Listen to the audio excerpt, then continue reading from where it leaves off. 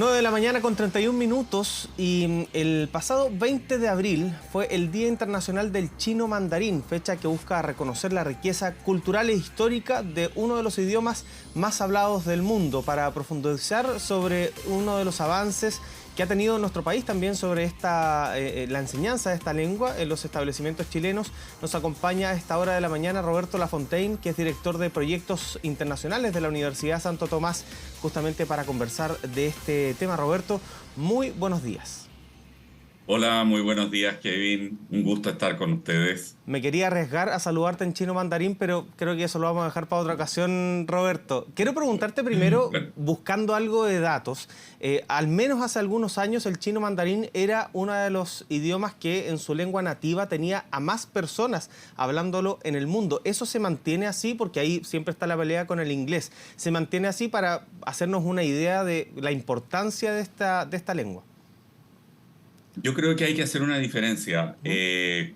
Como lengua nativa, obviamente por la cantidad de personas que son en China, obviamente es el idioma más importante. Pero tenemos que pensarlo como idioma, como segunda lengua o primera lengua en el extranjero, fuera de China. Ujú. Y eso sí, sin duda, ha crecido enormemente, enormemente. Yo tuve la oportunidad el 18 de abril de estar invitado por la delegación china permanente en la UNESCO, hablando sobre la realidad de América Latina y el Caribe. Y de verdad, el chino mandarín en los últimos 20 años ha tenido un crecimiento explosivo en la manera en que se ha enseñado, no solo a nivel mundial, en todos los continentes, pero específicamente me gusta señalarlo en América Latina y el Caribe, donde estábamos un poco atrasados Ujú. respecto de Europa, Estados Unidos, Canadá o Asia, de todas maneras. Roberto, bueno, las dos preguntas que caen de cajón. ¿Por qué estábamos atrasados y por qué nos estamos poniendo al día? ¿Cuál es el fenómeno que está marcando esta evolución, podríamos decir, en la enseñanza del chino mandarín? Yo te diría, Kevin, que estábamos atrasados por una razón muy simple. Académicamente, en Europa empezó en el 1818 a enseñarse el chino mandarín, en forma muy reducida y en forma, yo te diría, con una élite de académicos. Después, a Ujú. principios del siglo XX, empezó esto a extenderse mucho más. América Latina no tuvo hasta, yo te diría, los años 50 en que empezaron algunos centros culturales a enseñar el chino mandarín en forma masiva. Fue gracias a los institutos Confucio, o también a las embajadas chinas y muchos centros que fueron naciendo a raíz de la apertura de las relaciones culturales con la República Popular China, en que de verdad empezó en forma masiva. En Ujú. Chile, en forma masiva, partió en el año 2007 con los institutos Confucio. Actualmente tenemos un instituto Confucio en la Universidad de Santo Tomás, hay otro en la Universidad Católica, otro en la Universidad de la Frontera. Y Ujú. además de centros culturales y instituciones de idioma que enseñan el chino mandarín en forma particular, además de colegios, etcétera, digamos. Estábamos atrasados por eso. Mm. Ahora, es muy complicado, entendiendo que nosotros hablamos un idioma completamente distinto, es muy complicado poder aprender el chino mandarín. Yo creo que el chino mandarín no es complicado en cuanto uno lo piensa en forma verbal. Puede ser más complicado con los caracteres, pero sin duda alguna, cualquier idioma pasa a ser Mm. complicado. Lo importante es aprenderlo, tener que dedicarle, pero un alumno, sin duda alguna, en 2 años tiene una base bastante, yo te diría, básica para poder comunicarse en chino mandarín, y ya con 4 años es una persona que puede hablar, escribir perfectamente. Roberto, investigando un poco para esta entrevista, claro, llegué a esta exposición que tú hiciste, esta especie de conversatorio ya en Francia, entiendo, ¿no? El 18 de Sí, en abril. París. Y el título del conversatorio me pareció muy rico en términos culturales, porque dice lengua china facilitando diálogos a través de las distintas civilizaciones. Obviamente el título estaba en inglés, lo tradujimos un poco.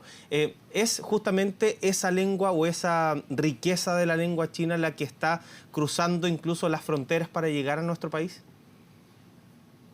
Yo creo que ese puente entre idioma cultura y entrelazar diferentes culturas es lo que está haciendo el chino mandarín y es lo que nosotros pretendemos hacerlo en la Universidad de Santo Tomás, las otras universidades que lo hacen aquí en Chile y también el Centro de Cooperación y Enseñanza de Idiomas del gobierno chino, que también represento en América Latina. Yo te diría una cosa bien importante, Kevin. El idioma no puede estar al lado de la cultura. Un país enseña su idioma y su cultura, tienen que ir de la mano. Y eso es lo que genera realmente puentes entre civilizaciones. Conocerse más allá de simplemente hablar el idioma. Conocerse qué hay detrás del idioma, la historia que hay detrás del idioma. ¿Qué es lo que puedes tú dar más allá de eso?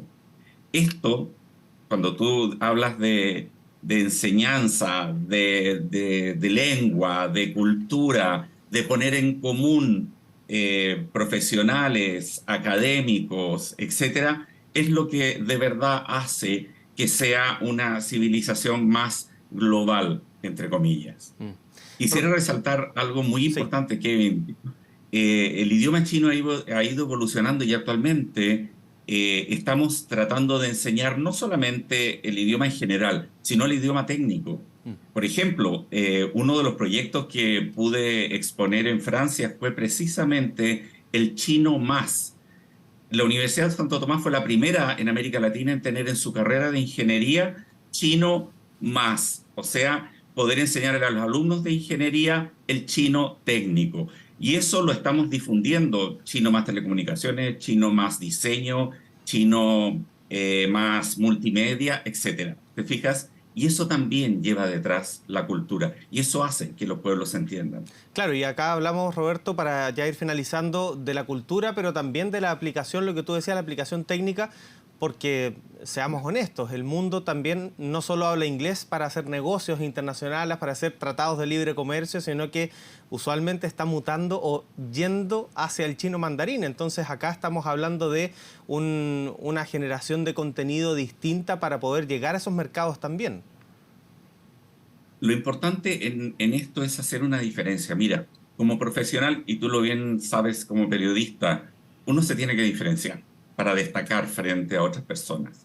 Los alumnos que estudian chino y estudian chino porque está dentro de una carrera, porque les interesa hacer negocios con China, porque les interesa poder generar algún vínculo, están diferenciándose de muchísimos otros que hablan inglés, francés, alemán, etcétera. ¿Te fijas? Y eso es lo importante y eso es lo que yo invito, no solamente a alumnos y profesionales, etcétera, a estudiar el chino mandarín, porque te va a hacer una diferencia en tu futuro profesional. Sin duda alguna. Roberto Lafontaine, director de Proyectos Internacionales de la Universidad Santo Tomás, muchas gracias por esta entretenida conversación y obviamente el desafío es a los futuros profesionales o incluso a los colegios a tomar esta posta y poder enseñarlo desde chiquitito para que se nos haga más común un idioma que muchas veces lo ocupamos como chiste, que estás hablando en chino mandarín para no entender nada. Bueno, ojalá lo podamos ir entendiendo de a poco. Roberto, muchas gracias por esta conversación, que estés muy bien. Muchas gracias, Kevin. Un abrazo. Con esta conversación vamos a una breve pausa, ya volvemos con más noticias.